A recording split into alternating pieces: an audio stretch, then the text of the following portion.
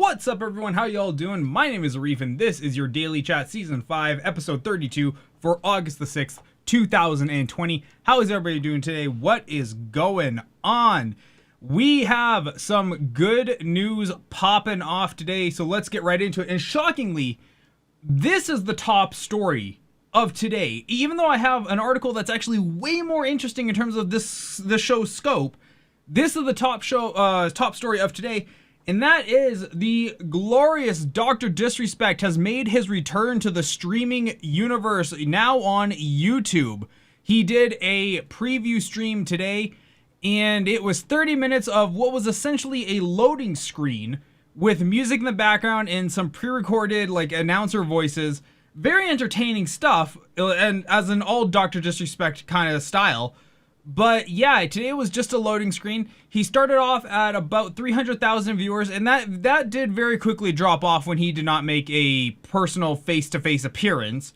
That number, when I left the channel, was sitting at around 54,000. So the numbers did drop off pretty steeply, and while I can never really give any meaningful advice to Dr. Disrespect, because the guy is just a whole entity just unto himself in terms of the streaming universe, I feel like when you've been gone for over a month and now you're coming back, this might not have been the best play to make.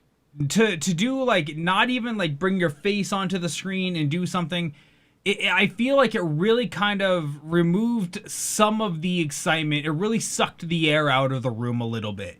He did do a fake phone-in kind of style call thing, but that didn't do a whole lot to satiate anyone. We want to know why he was banned on Twitch. We didn't get an answer to that, obviously. He wasn't even on the quote-unquote phone call for that long. He was on the phone call for like all of a minute 30. It was not very long at all. So I feel like this wasn't really the best executed marketing strategy, but I'm sure Dr. Disrespect is going to do just fine, as he's probably going to come back to well in excess of 100,000 viewers. Well in excess. And I would not be surprised if he broke 150,000. We've seen the sub button go onto his YouTube channel already, so he already has that. He is ready to go. I'm sure he signed a very lucrative deal with YouTube. They would be nuts not to sign him, since he is such a mega name. One thing I'm very surprised about, though, was he did sign with YouTube. I actually very much thought, doing some URL searching and some background research, that he was going to launch his own streaming platform, drdisrespect.tv.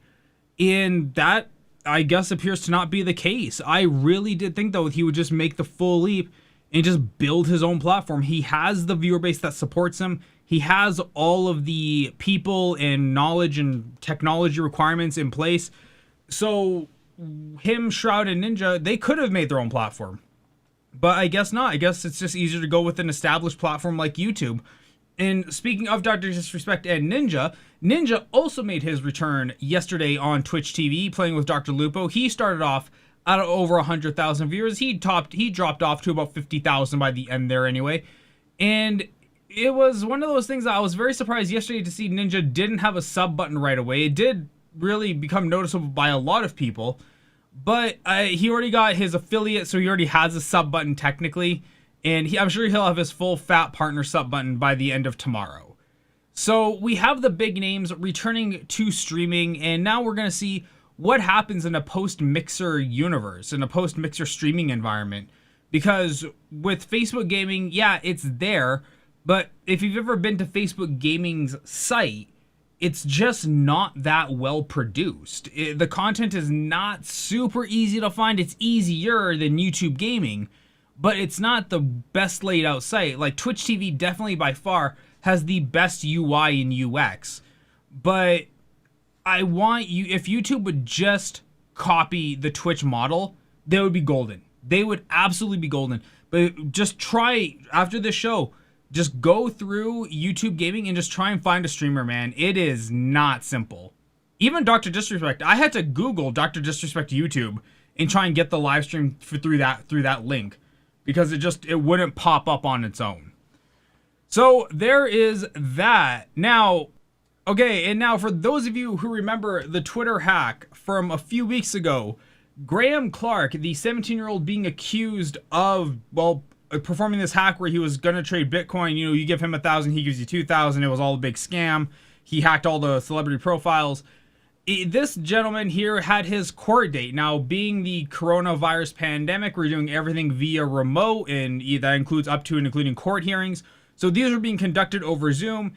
And what I have to presume is by Freedom of Information Act law, or some variation of that statute where like public knowledge, public information, they put out the Zoom ID. And this was just an absolute tire fire of a show. Because, as we've all know, if you have the Zoom ID, you can just join the meeting. And that is exactly what people did.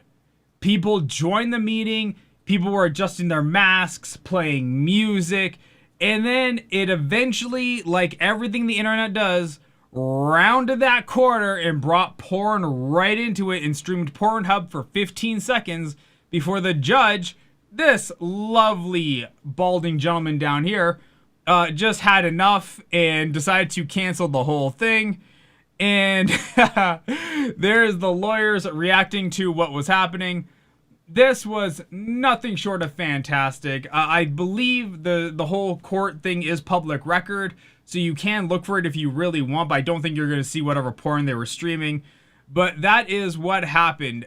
Absolutely fantastic. Couldn't be laughing harder when I saw this, because we know that this is an internet-based trial about an internet-based thing, and then you got the internet involved by making the link public.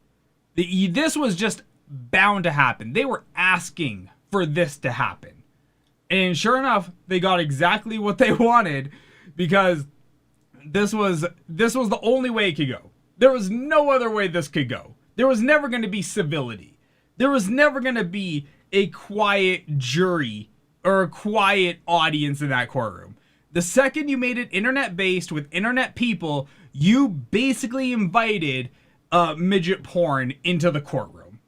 And I can't not stop laughing about how hilarious this actually is, because this is an avoidable accident. This was an absolutely avoidable mistake that boomer people just don't ever want to recognize. In our final story today, Pex. Now, this is a company I have never heard of, but apparently they are an analytics firm. Okay, they analyze music and videos in the entertainment industry, and of course, across YouTube. And they published this report. Now, this report specifically that you're looking at on the screen is from their official blog, but I'm going to be referencing this Music Business World one just because they have it more condensed down rather than this big, like, huge encyclopedia of charts and graphs. But I highly advise, if you want to know more about this, I highly advise you read this article. It is absolutely fantastic, riveting, paragraph to paragraph, and I'm not being sarcastic there. I loved this article. If you're a numbers nerd like I am, this is the article you want to read. But they did analyze YouTube. Now, they do not go through video by video, of course, and analyze the numbers. This is all done programmatically. So they ping the API. They say they have no reference with YouTube or no connection to YouTube. That's all up in the air. I don't know the validity of that relationship, but I know that you can use their API and sort through this kind of stuff. And they sorted through all the videos, and they found that, yes, 88.4% of videos generate fewer than 1,000 views. This is a number that is not shocking at all, but at the same time is so soul-crushingly depressing that there are a lot of people who put a lot of work into videos on YouTube, and they generate less than 1,000 views. My own channel included.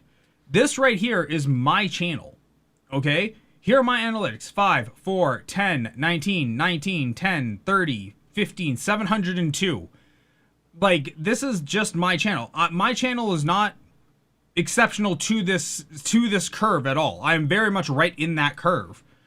And now we know that this is not just isolated to me, but now 88.4% of YouTubers or people who put content on YouTube don't break 1,000 views. And it's only 0.64% that break over 100,000 views. While that number does seem and is incredibly small, you have to remember that there is literally millions of content creators on the YouTube platform. So 0.6%, 0.64%, just call it 1%, call it 0.6%, whatever. 0.6% is still hundreds of thousands of people who are breaking 100,000 views, which is why this number seems a little bit hard to wrap your head around, because we all see our sub boxes filled with people who are breaking, hundreds of thousands of views every single day. Like here, once again, here is my subscription feed.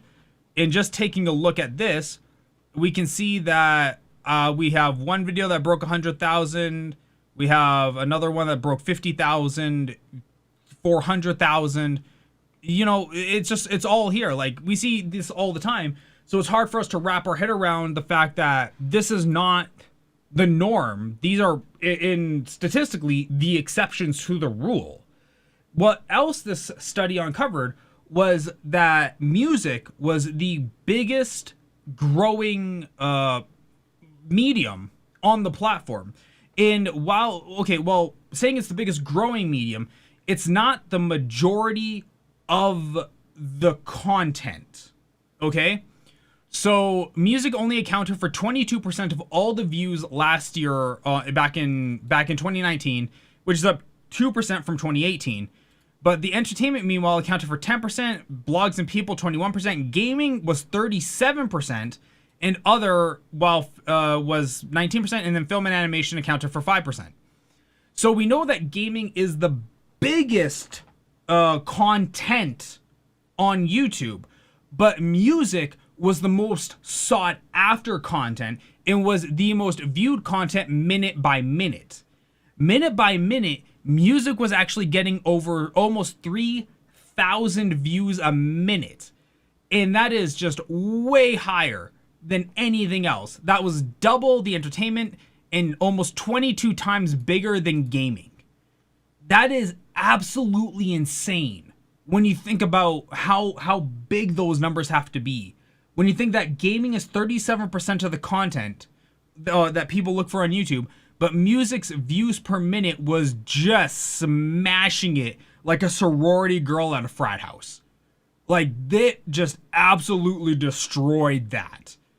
And this study, like I said, was absolutely riveting. I think everybody who does YouTube, who does streaming, should look at this article, should take a hard look at it, because it was a very insightful read to what is working on the platform. It really, end of the day, if you want to make it on YouTube, through this article, it showed that, you know what, animation is not the drive. It is music. It is not gaming. It is music. It is not really entertainment. It can get you there, but really music is where you want to be. Music is the goal, because that's what music is what people are looking for, especially now in a very heavy DMCA environment, where artists are just shutting down and claiming videos and channels left and right, creating royalty-free content for people to use. That is really where you want to be right now. That is what I took out of this article, and what I think a lot of people might take out of this article. So PEX did an amazing job. This is actually a company I'm going to be keeping a very close eye on. I don't even like blogs. I hate blogs. I never read company blogs. But I will absolutely keep this company on my radar, because they definitely appear to be putting out some high quality content. And in a special bonus story, Rackspace, online company trying to do cloud and infrastructure BS, they thought they were going to launch an IPO, initial public offering, and smash it like we always hear in the news, where, these IPOs generate $50 quadrillion for the investors. They started off at 16, they blew up to like $99. They thought they were going to come in hotter than a laser. Boy, did shares shut down. They closed at $16, 22% lower than when the offering started. It actually took a loss. And for those of you who want to know what that looks like, here's what it is right now at the time of recording. This is the after hours trade, $15.79. Wow. I will tell you this right now. I watch a lot of these companies do IPOs. I watch a lot of them just go sky high. I don't often see a company actually flounder this hard, and especially in the tech space. In tech space, it's almost like the .com era again, where everything you touch with tech is gold. But nope, not with Rackspace Technology, man. They got hit hard. Now, this is not as bad as you might think it is in terms of the news, because when a company's stock is falling that bad, there's no reason why, you shouldn't probably pop in $100 and just grab a couple stocks. Just see where it goes. Now, $15, I'm sure you can probably get it for a little bit cheaper at the rate that they're going. I bet you'll drop to about $10. But at $10, I would throw $100 in, get some shares, and just cash it out whenever it goes back up. It will go back up. Rackspace is not a unknown company. They're owned by a pretty large capital firm. So they can have the potential to go up and get really big. But at the same time, though, they are competing with infinite scalers like Amazon AWS, like Google Cloud, like Microsoft Azure. So it's one of these things that I don't think Rackspace will ever be able to compete on that level. But they might be more like a Heroku kind of thing, where they're like the poor man's AWS. And you might be able to get some cheap services through them at that price point. So grab a couple stocks. Just wait for it to drop. Like I said, about $10, $12. Wait for it to drop. It will go down. I'm almost positive. It will go down. And then grab a couple stocks and then pitch it when it goes back up to about $30 a share. So in that way, guys, that is all the news for today. Hope you guys enjoyed this video. If you do, please do like, comment, share, and subscribe.